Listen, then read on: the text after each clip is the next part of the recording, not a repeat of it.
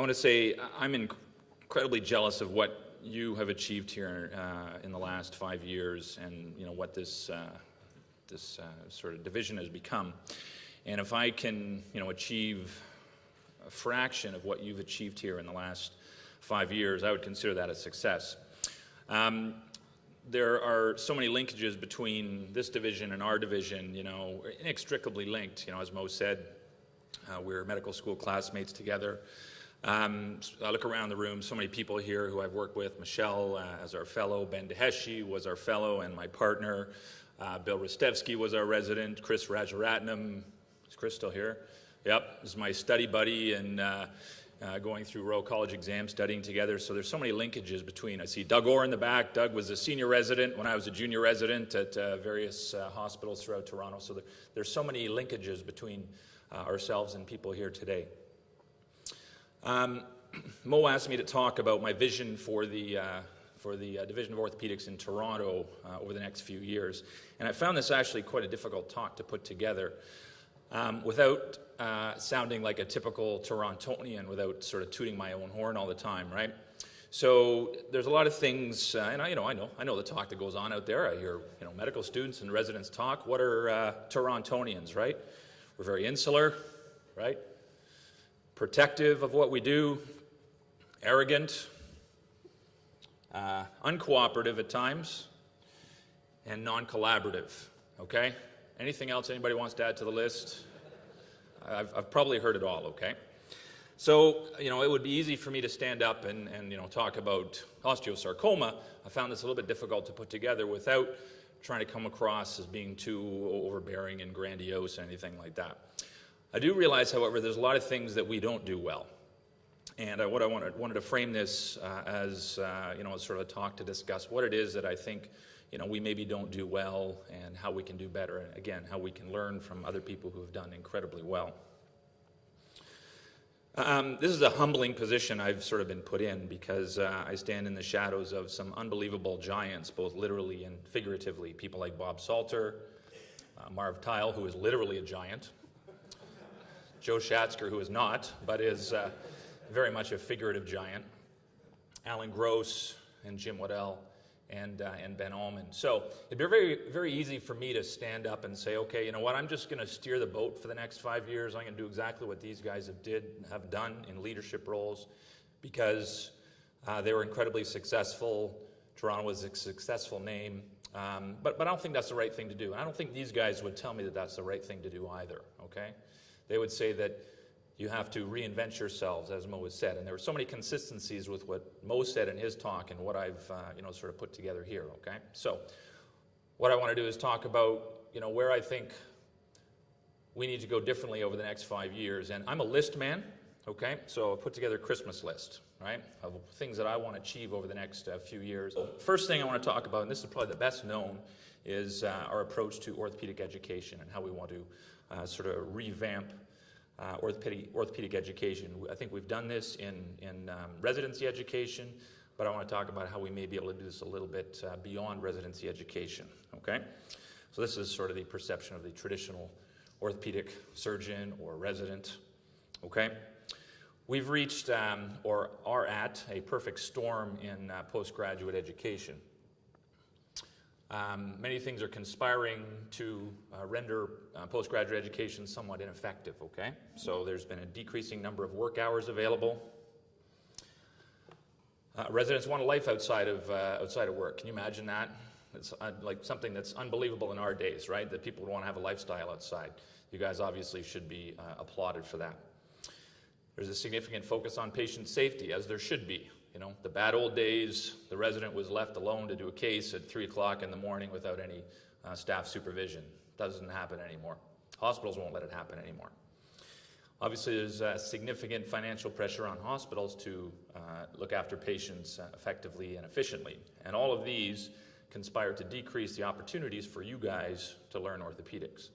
And all of this is in the face of ever-expanding knowledge, okay? So 20 years ago when we graduated, we had to know Campbell's, we had to know skeletal trauma, maybe a pediatric book, and that was about it. There's so much more information that you guys need to know than we needed to know. So in response to this, we developed an alternate training stream in orthopedics, our competency-based curriculum, which was approved, I can't believe it now, just sort of 6 years ago. This was not a different program, same administrative structure and everything like that, had to be accredited by the Royal College. Because it was a significant change in training, we had to be reviewed up the wazoo. So, you said you had your review in 2010, that was sort of the nadir, I guess, if you will. Since that time, we've had about 6 reviews. We get reviewed every year, internally or by the Royal College, because they want to make sure that we're not screwing up with what we're doing, okay? I'm sick to death of reviews. We have another one coming up in the spring, actually.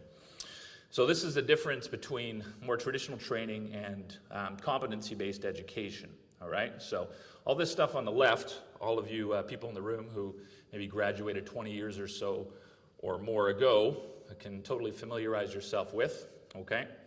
That all the education is driven by the teacher, all right? This is what you need to know. Listen to me. I'm going to tell you exactly what you need to know. The teacher is responsible for all the content, the summative evaluation at the end. There's a big exam 5 years down the road or whatever it is, very little in between. Any evaluation used to be done by, okay, well, wasn't as good as the guy before, but he was much better than the person before that, so I'm going to give him a 4 because I gave that other guy a 5 and I gave the one before a 3, right? That's how evaluations used to be done. It's all relative to peers, and you train for a fixed amount of time. 5 years, you spend 3 months on this, 3 months on that, and it was deemed by the powers that be in the specialty committee of the Royal College that was the appropriate time to learn all these different components of orthopedics. Well, competency-based education really turns that on its ear, all right? You're responsible for the education, okay? How best do you learn the education? Here's a body of knowledge. Learn it, okay? We'll show you the different materials that you need. Here are your goals and objectives. Go through this to meet your goals and objectives. There's an emphasis on formative feedback. So you will have evaluations. I'll show you throughout your training, and that's what's done. Our residents are evaluated every 6 weeks. They get knowledge-based evaluations. They get technical skills evaluations, you name it. Your evaluation is based on a set standard, okay, not relative to the person who graduated before you or finished before you. And the most contentious issue probably is the variable time training. So this is what our training looks like now, and this is what we are moving into in the future, because all of our new residents go through this now. We got 3 different phases of training: an introductory phase, intermediate phase, and an advanced phase, all with the different components of orthopedics. And what you don't see a lot of there is non-orthopedic rotations or off-service rotations, all right?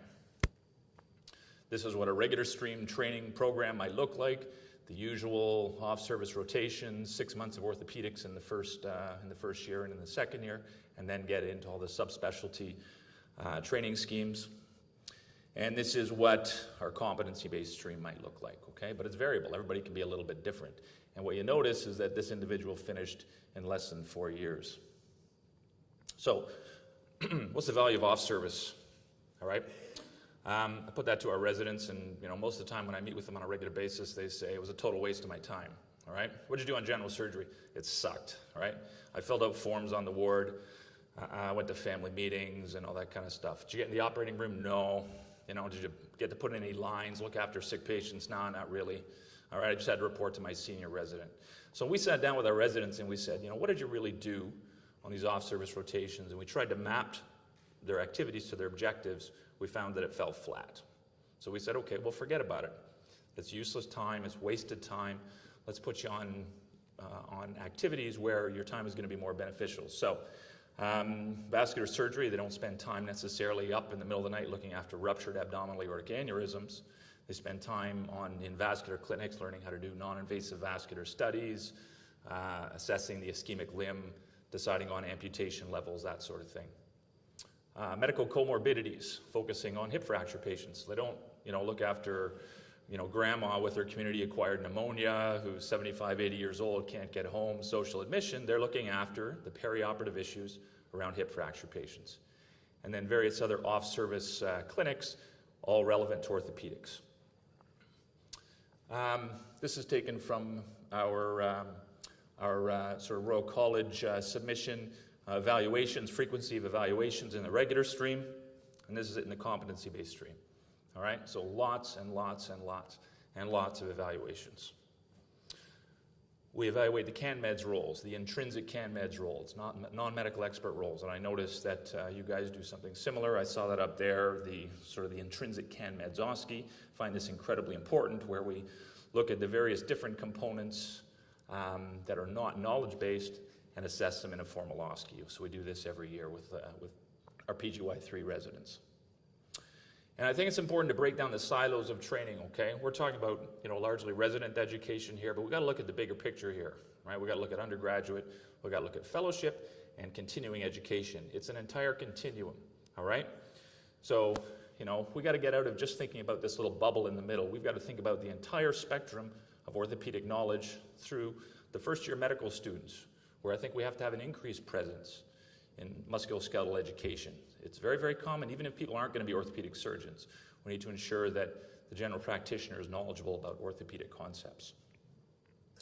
So this is the latest from the Royal College, the CanMeds 2015, and you see that, again, it is not just focused on resident education, it is focused on the continuum of knowledge all the way through junior medical student through practicing physician. So we need to make sure that we've got input into this.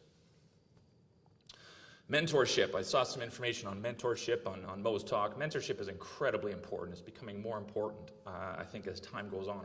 We're realizing the importance of it as time goes on. We do a so-so job with mentorship, okay? I think residents get, assigned mentors, may not align with their career endeavors, all right? And people ultimately gravitate to those who have similar career aspirations or have similar practices they do. We also have a bit of a fledgling early career mentorship program for our new faculty recruits. So we've got to do a better job at mentorship. And I'm not just talking about residents, I'm talking about at every single level. So what I envision is having this sort of stepwise ladder approach to mentorship. We need to have mentors for our undergraduate medical students. They can be faculty mentors, they can be resident mentors, facilitate transition into residency, okay? We need to have mentors, obviously, for residents, that they can identify early career goals and ensure that they're steered in the appropriate direction. We need to have mentors for our fellows. We have a huge fellowship program, over 60 fellows at University of Toronto. They need to have mentors in terms of transition to practice. And obviously, our early career faculty members need to have appropriate mentors in terms of establishing themselves as academics. So what I'd envision is having stepwise mentorship each way across the way here, right? So we can have senior medical students mentoring juniors, residents mentoring the senior medical students, and likewise all the way along. There's no sense in having just one faculty member mentoring a junior medical student. They're so far detached, okay, that it doesn't really make sense. This is a big issue. I see everybody just sat up there, say, oh, jobs. Geez, what's going on with jobs, okay? I took a poll leading up to my own sort of interview from faculty members and from the site chiefs, what's coming down the road in the next little while. In Toronto, it's not too bad, okay? We've just had 4 hires, okay? And I think the corner has been turned. I'm saying that for a little while, and I hope I'm right. I can tell you that of our 2012 graduates, 10 out of the 12 have jobs, and a lot of them in Southern Ontario. All right, so I think things are looking better, but we can't just sort of sit back and say, okay, it's all better, problem solved, let's go on, all right? A couple of interesting sort of developments. This transitional model that Hans Kreeder developed, I think at Sunnybrook, or at least was the first one in Toronto to utilize at Sunnybrook on 3 of the hires, whereby individuals, new faculty individuals, job share essentially for the first few years in practice. They share resources with an established faculty member who's transitioning out of practice. As the years go on, they take a little bit more of their resources, okay? And that new faculty member, again, benefits from the mentorship. There's that word again, mentorship of the senior faculty member. This is something that I think has caught on a little bit in the academic centers, not so much in the community centers. And it's something that I think is unfortunate. I think this would be perfect for those who are coming to the end of their career in the community hospitals. And I would like to push this through the Ontario Orthopaedic Association. The other thing we got to do is identify our real superstars, okay? I don't think we've done a very good job of that up to this point in time. We sort of sit around and, once our residents are finished training, we say, geez, that person's really good. We should find a job